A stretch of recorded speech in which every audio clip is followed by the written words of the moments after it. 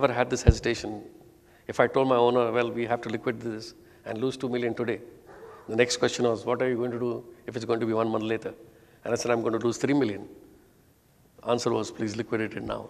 So that kind of cooperation and understanding that was given to me, I never felt that I was an employee. I always felt that I was the owner.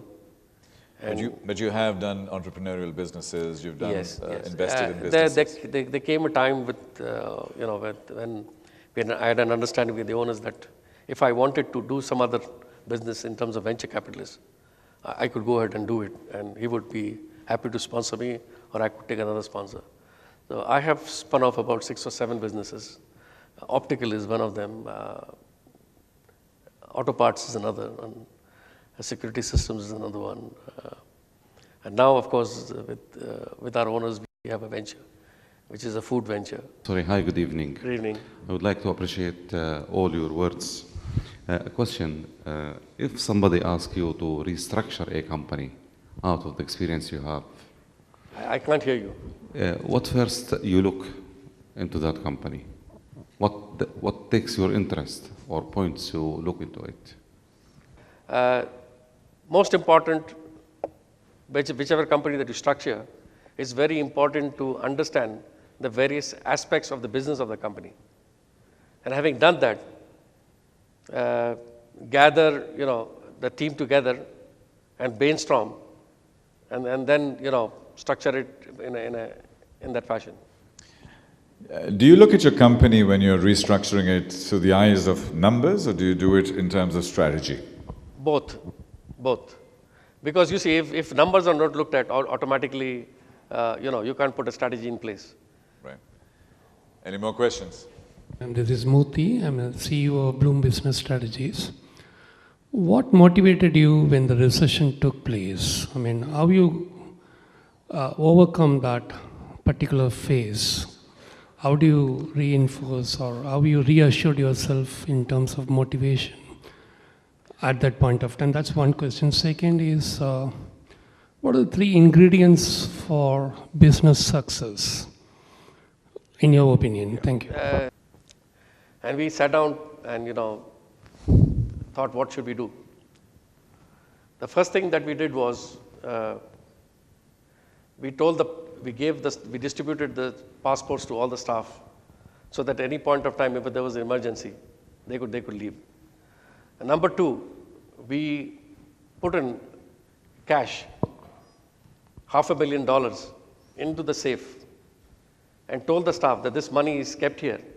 In case of contingency, if we cannot withdraw the money from the bank, we will disperse this money so that you can be repatriated from here. I think that very strong signal that we gave them motivated them to stay back. I never had all the 50% resignations that were there were taken back. We had not a single staff leaving us during the Gulf War.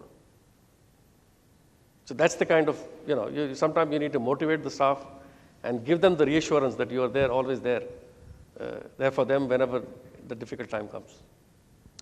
Thank you. It was not an easy job putting $500 million into the safe from the bank for a period of one month or 1.5 months. Hi, good evening. My name is Taj. I work as a director for a media company. You have acquired a lot of values from your father, from your parents. If you, as a leader, if you have to transfer 3 core values to the next generation of the leader, what are the 3 core values, which you will be transferring to the next leader? I think most important is the honesty. You have a particular character, for example, if it's honesty, then they generally tend to be as honest as you are. So, it rubs off. Hi, good evening, Deepak. I am Senthil Kumar from Triway. We are into communication business. First thing, I would like to thank you, it's a big thing where when you spoke about your school days and your jumbo days and your bringing in stock and logistics part, because I have been going through all the 11 months, but if somebody accepts openly that, that openness is something which I would like to thank you. And question is if I want to ask about 3 vows in the past, your period of Eros? Like, I mean, what can be the three vows in business and how it has, three vows in business and how it has contributed towards the vision and mission statement of Eros? The first Dubai Shopping Festival, we launched a campaign called Everyone is a Winner. And that campaign was a super success. Our sales in that particular month were almost, those days, the shopping festival would be 2 months. For those 2 months, we did almost what we would do in 6 months. I would say that was one wow kind of impact that we had. Last year, our mobile business grew by 200%. That was another wow phase that we had. And I think one very important in between this was the flat panel business. I remember Samsung share used to be normally under 12 to 15%. And we had to ramp up to 35%. So that particular phase, when we introduced a new model, which was, I remember called it was based on a French design. It was like a French wine glass. I can't remember. It's called the Bordeaux. It was called the Bordeaux design, which was based on a French wine color. I think that campaign for the Bordeaux, where we were able to achieve the 35% market share from 15%, were the three wow periods that we had. Thank you. Hi, good evening. My name is Gabriela, and you mentioned initially about the internship program you had in the company in India. My question for you is, how important do you think nowadays for, let's say, students in UAE, how important do you think it's an internship program for them and for the company as well? Oh, yes, of course. In fact, you see, one of the things, especially, we are in the mobile business, where I believe that age is very, very important. And why I say age is important, because young people are able to pick up technology very fast, number one. Number two, the energies that they have are very high. And especially in a business like mobile, where implementation is sometimes done in hours, not days, but hours. And sometimes implementation is done in the nights. We need people who have a lot of energy. So I always believe that, in fact, we are running an intern program in our company where we will be picking up 10 management trainees every year, put them into internship in the organization, and see if they can then be posted on within the organization at the end of the training. So I strongly believe that we as elder people, we have experience, but the younger people have the power. And if the power and our intelligence, our experience can be put together, it can become a lethal weapon. Did I answer your question?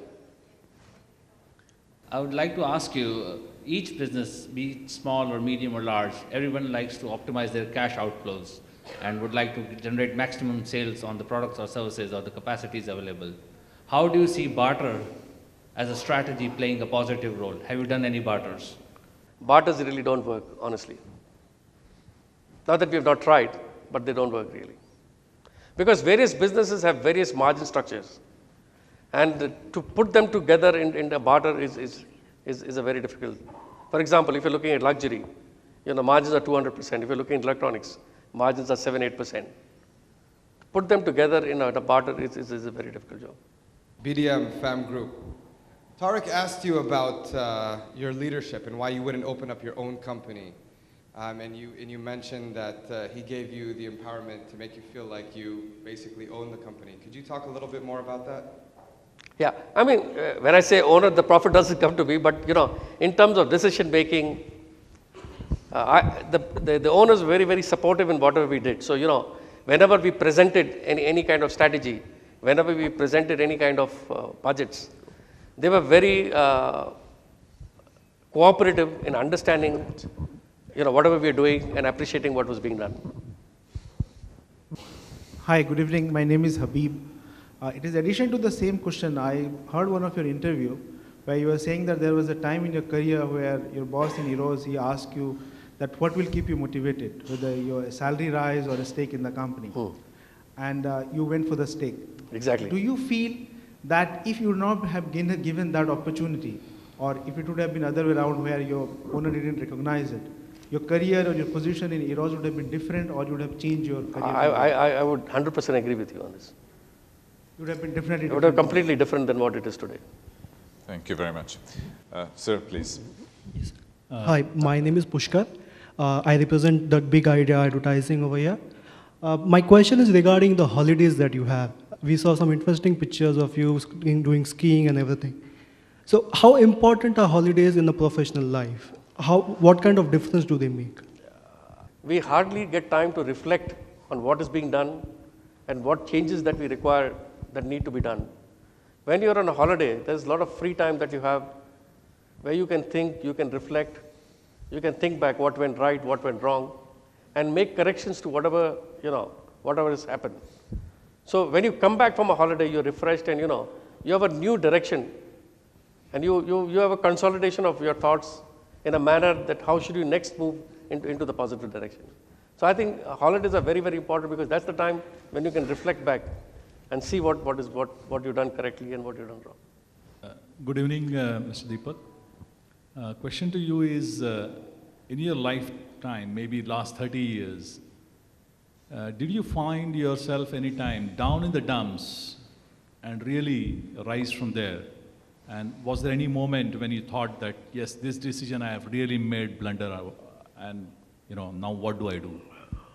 And I would say that I have been fairly lucky from that perspective that yes, there have been failures, okay, but the failures have not been so much that I have been pulled down completely.